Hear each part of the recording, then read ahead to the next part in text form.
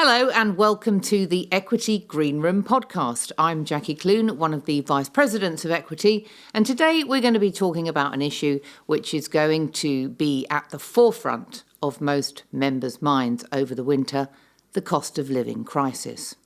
Considering the majority of Equity members live in a state of financial crisis anyway, you'd be forgiven for thinking that this is just business as usual for creative professionals. But, as we know, the energy companies, the fuel hikes and rocketing inflation have all combined to make this next 6 months even worse. Here to discuss this prognosis is Equity General Secretary Paul Fleming. Welcome, Paul. Hi. Hello. So I've painted quite a bleak picture there. You've called the cost of living crisis a workforce crisis. What do you mean by that? What does this mean for our members?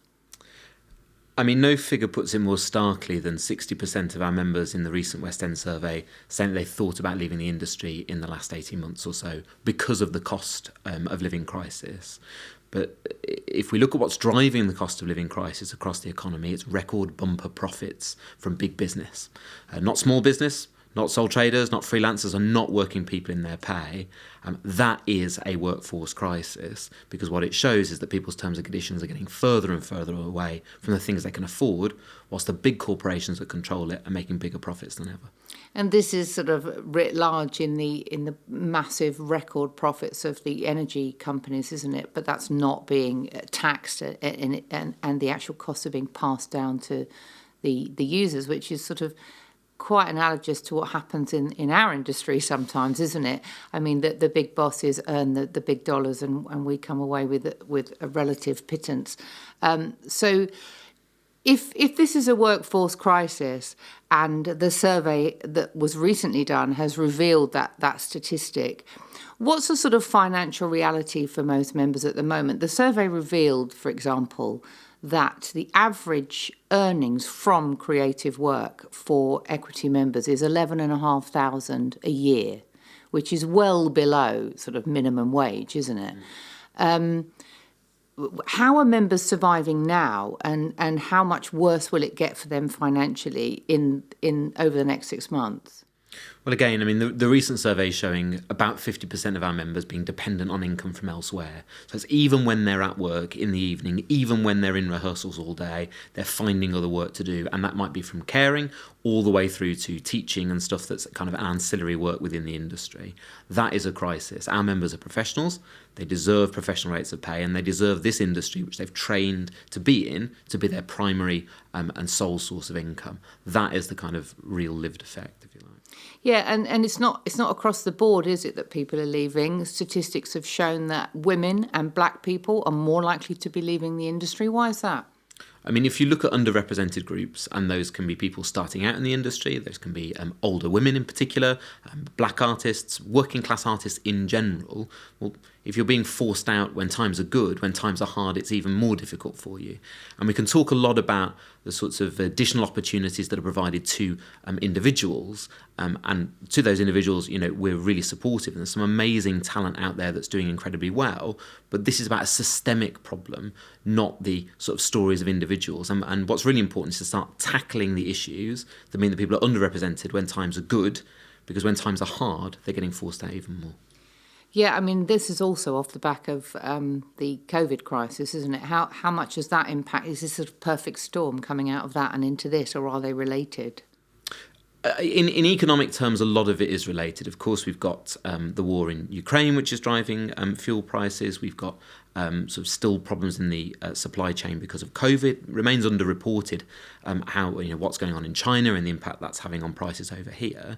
But this is actually the union's bread and butter. I mean, we've been here before. The union was founded around the time of the Great Depression in 1930. We've seen the depressions in the 1950s and the 1970s, and every time it's been our members, precarious working artists and entertainers, who have felt the sharp end of it. So to some extent, okay, there are very specific economic factors that have led to the current crisis, but this has been the union's bread and butter for 90 years. I mean, it's bleak, isn't it, looking at those statistics about the average earnings. And of course, we're always fighting for better pay rates and better terms and conditions for actors. But what would you say to those people that say, well, why are the creative industries any different from any other workforce? Everyone's going to have to tighten their belts. Everyone's going to have to just, pay through the nose because we're in this terrible situation out of COVID and the war in Ukraine, and there are factors here that are beyond anyone's control. Because I think quite a few people are tempted to think like that, aren't they? Of course, you've outlined the political climate in terms of what's really going on, but do you think our members are aware enough of what's going on in terms of why we are where we are? Is it inevitable? Should we just put up and shut up? To people who say, is the creative workforce any different to any other? You just need to get on with it. I'd say you're absolutely right. The creative workforce is no different to any other. And it's why when post workers are out on strike, or railway workers are out on strike, or nurses who are currently balloting, or university lecturers, we all get it. Because actually this isn't about us standing together and saying, we're all in a terrible boat, this boat is sinking and we've just got to put up with it. This is about us all banding together and say, we're all in this boat and we're going to do something about it. And, the narrative at the minute of the costs of living, the workforce crisis, we've got to remember that's the boss's narrative. That's something that's been driven by high profits, exploitation and precarity. Our narrative is quite different. Coming out of the COVID pandemic, we have higher rates of union membership than we've ever had before. And there is a real willingness among members, not to say there's somebody behind me who wants to take my job, but there's somebody behind me that's going to push up that rate of pay. We're seeing levels of engagement with the union's industrial agenda, unlike that which we've ever seen before.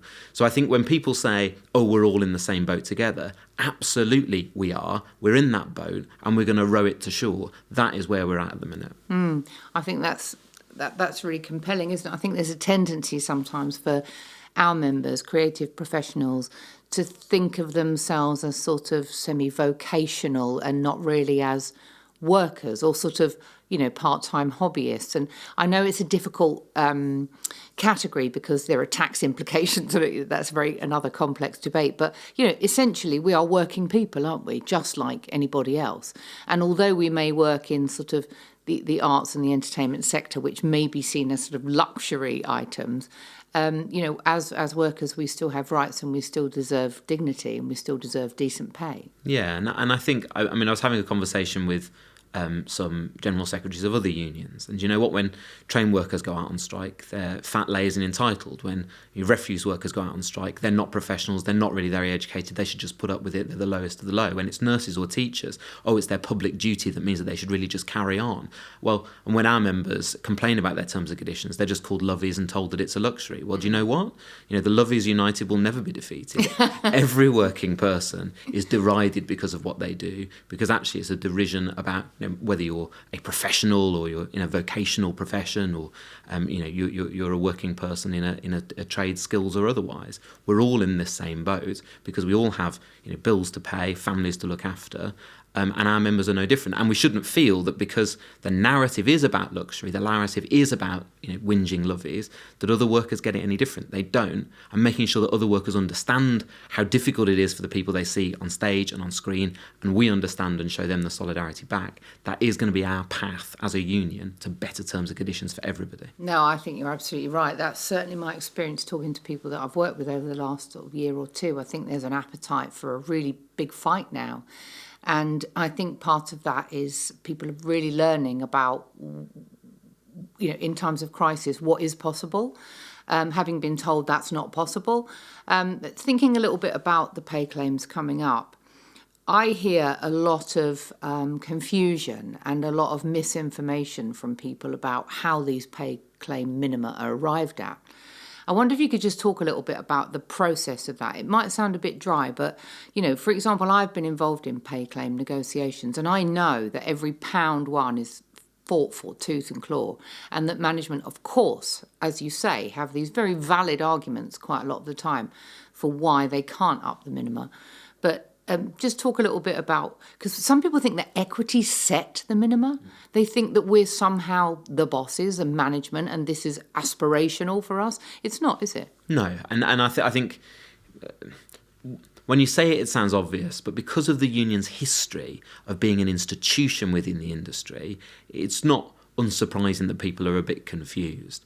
Equity minima are negotiated rates, and we put in a claim and we get negotiated down, and the managers put in a claim and they get negotiated up. And we don't always meet in the middle. Sometimes we meet somewhere else.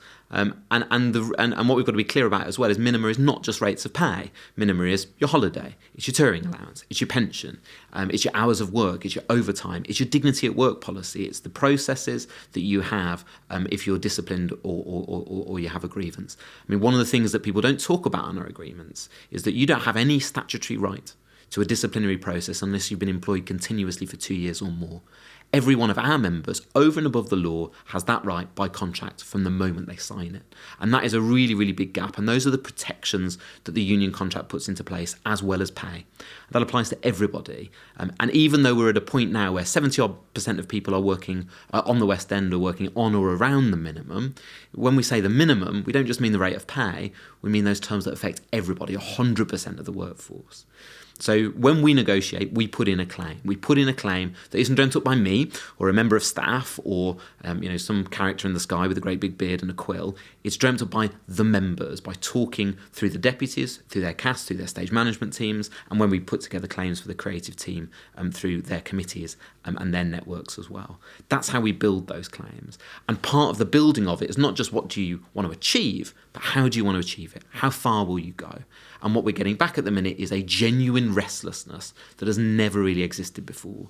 And I think a big part of union education, like you said, is about trying to help people translate that restlessness into something real and moving from a culture of resilience against chaos to resistance to that chaos. So we don't want resilience, we want resistance. And that's what the negotiations are all about.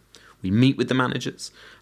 Very often it is a working party of members. You've been on them, sat across from subsidised commercial or West End managers, us negotiating directly with them. And it's the members that are in the room. It isn't me, it isn't some bureaucrat, it isn't some staff member. It is the literal members sat there telling people about their gas bills, telling the stories of sexual harassment in their workplaces, of poor disciplinary processes, of health and safety concerns that the managers have to engage with. This isn't an abstract process. Then we reach a conclusion, and every year since 2008, or every negotiation rather, since 2008, we've balloted our members, surveyed them at the start and balloted them at the end. And this year will be no different.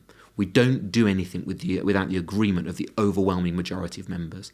We have to ballot people separately, the people who are working on the West End or in subsidised theatre or in commercial theatre at any one time, because they're the people who'd have to do something, take some sort of action if the answer isn't right. But we also get the views of those broader communities, the people who've worked there over the sort of past 2 or 3 years. There are several locks, members' locks on what we can and can't approve. We don't set them, we negotiate them. And I think the most obvious thing to say, and it seems a bit mad for me to be saying it, if we thought union minima was good enough, we'd pack them and go home. Job done. Utopia achieved. But that's not where we are. We put in a claim every 2 years, every 3 years, because the deal we did before was the best deal we could do at the time, but we still want more. And that's why this is an iterative process that goes on and on. But sometimes you need a much, much more radical shift. And I think that's where people are, particularly on pay at the minute. Yes, I think so. So there are several rounds of negotiation coming up, aren't there? There's commercial theatre agreement, subsidised. What are the others? Commercial, West End. Subsidised, and also our creative team agreements. Team agreements. And what's the engagement like in those surveys when we ask members for feedback about what they want to prioritise in the claims? Do we get good engagement? I mean, we do, and actually, union engagement has rocketed recently. I mean, we get about 47% of people open every email that we send on a fortnightly basis, and comparable organisations get about 25 to 30%. So that shows how engaged our members are on generic issues. But the very highest levels of engagement we get are on industrial questions, questions around pay, and so on. So what we've got is, I'm just looking at the exact sort of figure. We're talking about 60 odd percent of people currently working on an agreement, responding to claims as things stand. That is a really, really high level of engagement. Yeah, that's really good. In quite a detailed survey as well. This isn't a kind of arbitrary. So these are the issues that are widely and deeply felt. Yes. Of course they would be, because these are about our economic security and our rights moving forwards. But So that's amazing that we get that amount of take up of people offering their feedback and their criteria for improving the pay claims. So once they've been surveyed and we've got our agenda of what we want to put forward for our pay claim, then there are negotiations, and then, as you explained, it goes backwards and forwards until we arrive at something that we can tolerate for at least 2 years. But now you're saying that it feels like we're at a sort of tipping point where maybe the tolerance level is going to be lower because of COVID, because of the cost of living crisis. So it feels like exciting times going into these negotiations. What can members do to affect them more,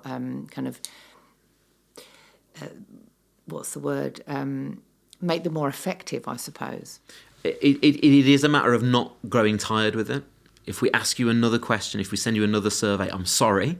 But don't get survey fatigue. Exactly. Keep on participating. Keep on voting. You've got to remember the people who are driving this are your DEPs. So making sure that you're in regular contact with DEPs, making sure you've got a DEP, making sure you're offering your services is a huge thing for DEPs to do. It's not always the most easy or popular thing to be doing either. And getting a bit of additional support for your DEP is really, really, really important. Also making sure that you're voting in bigger union elections as well. We've just had the council election, but we've got committee elections coming up next year. Those are the bodies that really drive those agendas forward in workplaces where there aren't DEPs, or to represent those people who aren't in a workplace at any one time. They're really, really, really important that members get more engaged with those things. And then it is a matter of simply writing in, whether it be to your DEP, whether it be to the relevant official, or to me, or to your councillor, to make sure that your voice keeps on being heard. But what I'd say as well is, we're not 47,000 individuals, we are a single union. And what we'll never do is manage to encompass everybody's individual beliefs. I'd say listen to your castmates, listen to fellow stage management members, listen to directors and designers, so as you know exactly what other people are thinking, how far are they prepared to go. These are not claims set by me, they're not set by individuals, they are set by the collective who are regularly working in those areas. And those are the only ones that can affect that change. So listen to where your cast members' concerns are, listen to what stage management are telling you, find out how directors and designers want their terms improved. Listening is as important as giving your own voice, as important as that is as well. Great. So increased engagement, answer the surveys, listen to your fellow cast members, support your DEPs. Those are all the reasons why union involvement is so important, and it's really heartening to hear that you feel like we're getting a kind of groundswell of support for more radical action, perhaps. What else can members do to be more active in the union? So there's the committees that I mentioned before, and that is a really, really good way of understanding the industrial process a bit better. So participating in those is really, really important. And if you have an issue that you feel is underserved, if you feel there's a group of members who are underserved, we have a facility to have networks which are entirely led by members in a grassroots sort of way. So we at various times we've had groups for black theatre workers, or for our Gypsy Romany Traveller members, or for our models members, or contemporary dancers. They're people who feel actually we've got a group of niche concerns here that the union is too big to look at itself, and we need to drive some questions to find out what these groups actually feel about work and how we can overcome the structural barriers that they face. Getting involved with those, if you've got a group of friends and you sit there and say, we're constantly saying this and it isn't getting heard, come together and form a network. So actually our industrial processes can be better. We often say, if you join the union, our voice gets stronger. That's true, but it also becomes more representative. If you're in and you're angry about your terms, and you're angry at the people who are responsible for your terms, the producers, your bosses, then we're going to be in a much better position to make them better. I think it's exciting at the moment because for many years I've heard people say, oh, well, equity's a bit rubbish, it's a bit toothless, we never get decent pay rates, there's nothing can be done about it. But what I'm hearing is that there is lots that we can do about it, and part of that is just engaging and not being cynical and not being jaded. And it's no time for cynicism or being jaded, is it? No. And I think you can take heart about the world around you. If you think the average pay rate rise over the last 15 years has been less than 30%. On the West End, 87%. In commercial theatre, 70-odd%. Is it good enough? No. That's why we're negotiating again to push it up. But that shows the potential that we have. Average union membership in theatre is between 75 and 80%. Average union density in this country is 30%. In the average workplace, 30% of people are union members. In our average workplaces, 70 to 80% of people are union members. We are the 12th biggest union in the country. We are probably the most powerful entertainment union in Europe, one of the 2 or 3 most powerful in the world. We're hosting an international conference at the end of this month where people are going to come and talk about how they can't get agreements with Netflix, about how they can't get the bosses to negotiate with them, about how they suffer phenomenal repression, both from the government of their countries and from the producers. They look to us because you are inspiring people. We are an inspiring union. And sometimes we don't always recognise that. That's not to be complacent or say that we're perfect or say our deals are yet good enough. But it is a moment to say, well, actually, how do we leverage this? How do we move this high level of membership, this massive level of spread of union agreements into something that's felt by every member in their pocket? Yeah, and I think that's the thing that's going to really hook people in going into these pay claims. Paul Fleming, thank you very much. Thank you very much.